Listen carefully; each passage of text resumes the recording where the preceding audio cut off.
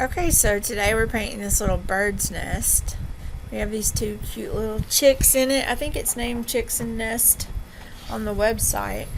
So it's already got a white base coat on it. I'm gonna add coffee bean, like a dark brown is what you could do, a dark umber, dark brown, and just paint the whole nest like a solid dark color first, because then we're going to come back with a light color on the like actual etching of the sticks, and that'll give us our little nest look without having to be too detailed. So just paint the whole thing a dark chocolatey color. You could even do a black if you wanted to. I don't think it would matter.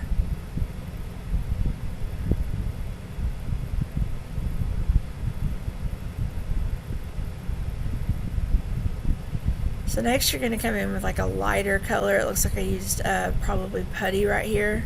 And I'm just kind of blending it in to each little stick. You could use the dark and the light together to give it that blended look. It's not super serious that you stain the lines because you're going to come back with an outline at the end.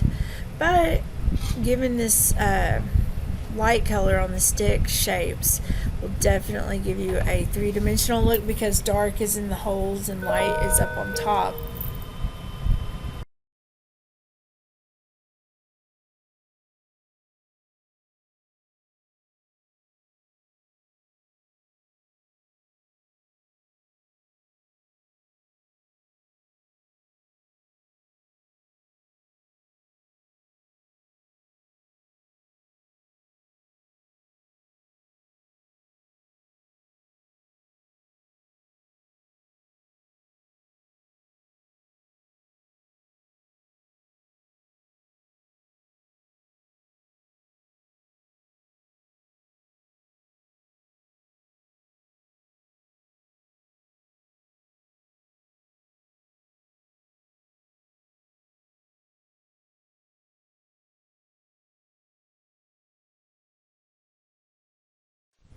Alright, so now we're going to paint the birds.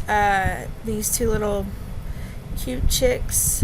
I painted this one with a, looks like a Dixie Belle blue,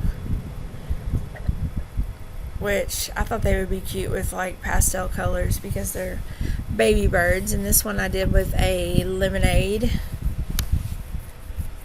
Dixie Belle color. So if you use like a lighter color on the bird, you could use a darker color probably on the little cheeks just to make them stand out. They're kind of cartoonish. Just fill in all those little spaces.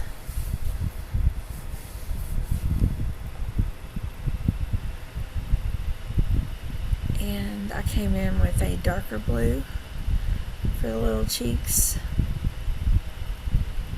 there, and also a darker yellow. I feel like that blue is pure ocean, and then this will be Daisy that I'll paint on the little yellow chick.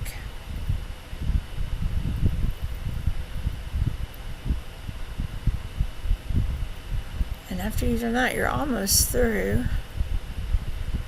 So I'm giving a little white highlight here around the top of his head.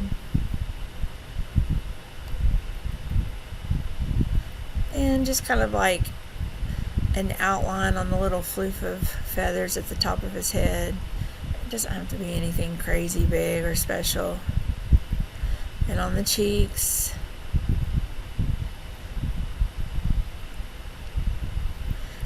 Using terracotta for the beak.